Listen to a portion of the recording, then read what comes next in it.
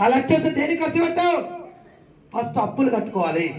ఎసార్నో లేకపోతే ఏం చేయాలో నీకేది బాధ ఉంది ఇప్పుడు ఫస్ట్ ఆ బాధ పోవాలి. ఎసార్నో దాన్ని బర్నింగ్ డీజల్ అంటారు, బర్నింగ్ డ్రీమ్, మంట. ఎసార్నో సో అది గుర్తు చేసుకోండి. మీకు విస్టేజ్కి ఎందుకు వస్తున్నామో దాన్ని మీ కళ్ళ ముంగల పడాలి. ఎసార్నో సో ఎందుకు విస్టేజ్ ఎలా పనిచేస్తామంటే మీకు అది అవపడాలి. అది మీకు అవపడాలంటే నువ్వు గోడ మీద రాసుకో, బయట తిరిగిన తర్వాత టీం రాలే, ఐడీలు రాలే, ఇంటికి పోగానే అలా గుర్తు రావాలా, అలా లోనికి 10,000 అప్పు కట్టాలి 3 నెలల కంటే, అప్పుడు ఈ బాధలన్నీ మర్చిపోతాం. ఎసారు అందుకనే కలగనండి, కలగంటే నిద్రపోవద్దు.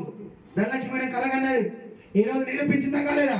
నాతో పాటు సుబ్రహ్మణ్యం కలగన్నది సక్సెస్ అయిందా కాలేదా? మీ అందరికి అవుతుంది. సో ఇందులో నిలబడితే చాలు, అందరు నిలబడితే గుంజుకపోయే బాధ్యత రాదు. ఎసారు సో ఎట్లా గుంజుకపోతాం అంటే ఈడికి వస్తే అందరికి లక్ష వస్తుంది, కారు వస్తుంది, 7 లక్షలు వస్తుంది. ఎసారు